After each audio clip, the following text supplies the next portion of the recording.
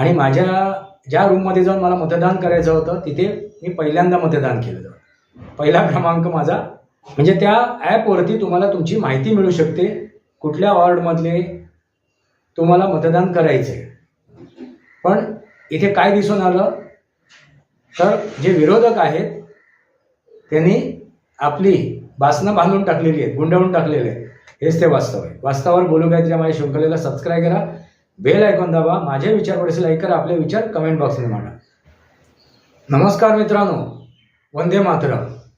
वास्तवावर बोलू काहीतरी या माझ्या शृंखलेमध्ये पुन्हा एकदा आपलं स्वागत. मी आपला मित्र राजेश वासंती साबाजी केळुसकर.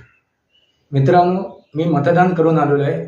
माझं बहुमूल्य मत मी देऊन आलेलो आहे. लोकशाहीचं मी राजा आहे, त्या राजाचं मी पालन केलेलं आहे. माझं कर्तव्य मतदान देणं. मित्रांनो, महानगरपालिका, मुंबई महानगरपालिकेच्या या निवडणुका होऊ घातल्या आहेत. आज त्याचा मतदानाची आज दिवस आहे. तर माझं प्रत्येक मतदारांना एक आव्हान आहे, त्या नागरिकांना आव्हान आहे की तुम्ही अवश्य जाऊन मतदान करा. जसा तुम्हाला वेळ मिळेल तसा त्यानुसार तुम्ही आपलं मत टाका. त्या EVMवरती जाऊन वोट दाबा. तुम्हाला ज्या आपल्या उमेदवाराला मत द्यायचं आहे ते देऊन या. मित्रांनो, जे काय मी या मतदारसंघात फिरलो, आज बघितलं, 2-4 बूथवर मी जाऊन आलो, त्यावेळी एक गोष्ट लक्षात आली, नागरिकांमध्ये, मतदारांमध्ये उत्साह आहे. लक्षात घ्या मित्रांनो, एक गोष्ट आवर्जून लक्षात आली, ती मतदारांमध्ये उत्साह आहे.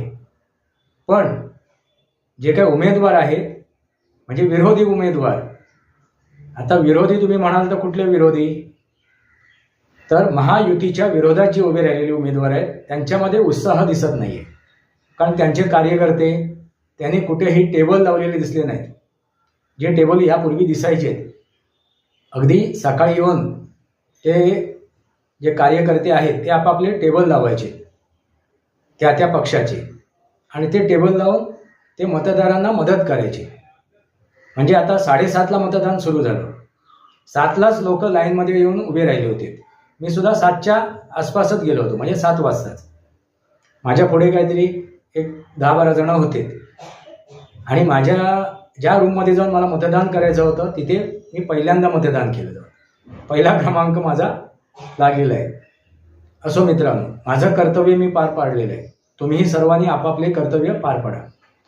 पण महत्त्वाची गोष्ट, चर्चा करण्याची गोष्ट काय आहे, तर विरोधक म्हणजे युतीच्या विरोधात जे उभे राहिलेले आहेत उमेदवार, त्यांच्यामध्ये कुठेही उत्साहितपणा दिसलेला नाही. त्यांचे कार्यकर्ते कुठे दिसले नाहीत, त्यांचे टेबल दिसले नाहीत. याचा अर्थ समजून घ्या, म्हणजे त्या विरोधकांनी सपशेलच हार मानलेली आहे असं दिसून आलं आहे. म्हणजे भारतीय जनता पार्टीचा तो उमेदवार असो किंवा शिवसेनेचा उमेदवार असो, त्याच्या विरोधात जे उभे आहेत त्यांनी सपशेल हार मानलेली दिसते. असंच एकंदरीत वातावरण आहे. पण नागरिकांमध्ये उत्साह आहे. फक्त एक गोष्ट मला निवडणूक आयोगाला सांगायची आहे, जो काय भोंगळ कारभार आहे, तुम्ही जे तिथे निवडणुकीसाठी मतदान घेण्यासाठी जे काही यंत्रणा राबवताय त्या यंत्रणेला मार्गदर्शन नाही आहे, योग्य मार्गदर्शन नाही आहे. आणि त्यामुळे तिथे गोंधळ उडाला होता सकाळीच.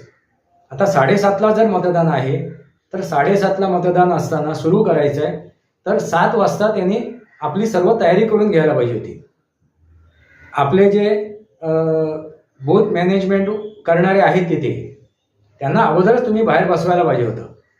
म्हणजे ज्यांना त्या पावत्या मिळालेल्या नाही आहेत,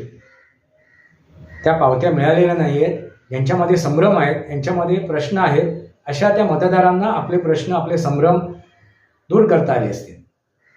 पण त्यांनी 7:30ला मतदान सुरू केलं आणि मग ते येऊन बाहेर बसले. हे पहिलं मार्गदर्शन करणं आवश्यक आहे. परत दुसरं एक मार्गदर्शन करणं आवश्यक आहे. ते मार्गदर्शन मी आता तुम्हाला करतोय, सर्वांना, मतदारांना. एक ॲप आहे, तो ॲप तुम्ही डाउनलोड करून घ्या. म्हणजे त्या ॲपवरती तुम्हाला तुमची माहिती मिळू शकते, कुठल्या वॉर्डमधले तुम्हाला मतदान करायचं आहे. तुमचा क्रमांक तुम्हाला मिळेल, मतदान करायचा क्रमांक, त्या लिस्टमधला क्रमांक. म्हणजे तिथे शोधायला सुद्धा वेळ लागणार नाही. ज्या काही लिस्ट आहेत त्यासुद्धा शोधायला वेळ लागणार नाही. तर मतदारांना सुद्धा एक आव्हान आहे की त्यांनी तो ॲप डाउनलोड करावा आणि मतदानाचा ॲप आहे, वोटिंग ॲप, तो डाउनलोड करावा.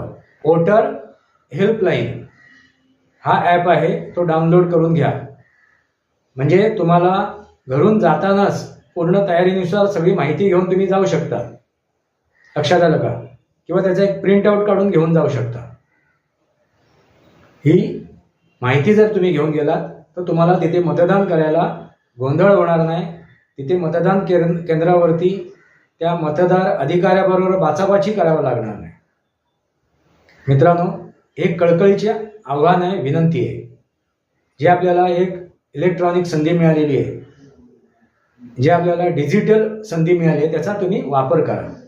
असो मित्रांनो, पण इथे काय दिसून आलं तर जे विरोधक आहेत त्यांनी आपली बासनं बांधून टाकलेली आहेत, गुंडाळून टाकलेले आहेत. त्यांना एवढं लक्षात आलं आहे की आपण इथे काय जिंकणार नाही आहोत. हीच परिस्थिती मला त्या 2-3 बूथवरती मला दिसून आली. मित्रांनो, तुम्हाला काय वाटते? मतदारांनी ठरवलेलंच आहे की कोण काम करते, कोणाच्या मागे उभं राहणं आवश्यक आहे, कुठली पार्टी, कुठलं संघटन, कुठला पक्ष काम करते, हे मतदाराच्या लक्षात आलेलं आहे. त्यामुळे भूल थापाला आता जागा राहिलेली नाही. दिशाभूल जी केली जाते त्याला जागा राहिलेली नाही आहे. सनातनी जागृत झालेलं आहे, हे दिसून आलं आहे.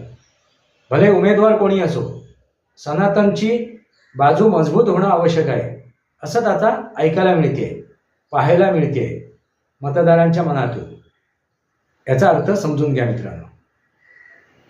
आता तुम्हाला कुठे मतदान करायचं आहे, कसं मतदान करायचं आहे, कोणाला निवडून आणायचं आहे, ही तुमची मर्जी. हेच ते वास्तव आहे. हे वास्तव लक्षात घ्या. मतदानाला जा आणि तुम्ही ज्या मतदाराला, त्या उमेदवाराला निवडून आणायचं आहे त्याच्यासाठी मतदान करा. त्याच्या चिन्हावरती ते बटन दाबा. आता सनातनला मजबूत करायचं आहे की भूलथापांना मजबूत करायचं आहे, ही तुमची मर्जी. सत्य हे सत्यच असते, वास्तव हे वास्तव असते. वास्तव कोणीही नाकारू शकत नाही. प्रत्येकाचं जे भूतकाळ आहे ते तुमच्या समोर आहे, तुमचं वर्तमान काळ तुमच्या समोर आहे आणि भविष्यात काय मांडलं आहे हे तुम्ही समजू शकता. आणि ज्याचं भूतकाळच दूषित आहे त्याचं वर्तन सुद्धा तसंच असणार आहे आणि त्याचा भविष्यकाळ तसाच असणार आहे. मग भूतकाळ, वर्तमान काळ आणि भविष्यकाळ याची पडताळणी करा आणि मतदान करा. म्हणजे तुमचं शहर, तुमचं राज्य आणि तुमचा देश लोकशाहीने परिपूर्ण होईल. लोकांच्या हातात ही सत्ता येईल. नागरिक हा या देशाचा राजा आणि सत्ता कोणाची येणार तर नागरिकांची, लोकांची, त्या मतदार राजाची, ना की एखाद्या पक्षाची. लक्षात आलं का? सत्ता कोणाची आहे? नागरिकांची, त्या मतदार राजाची ही सत्ता आहे, त्या लोकशाहीची सत्ता आहे. हेच ते वास्तव आहे. वास्तवावर बोलू काय त्या माझ्या शृंखलेला सबस्क्राईब करा, बेल आयकॉन दाबा, माझे विचार पडसे लाईक करा, आपले विचार कमेंट बॉक्समध्ये मांडा. तुर्तास इतकंच. भारत माता की जय, वंदे मातरम. जय भारत, जय महाराष्ट्र, जय सनातन.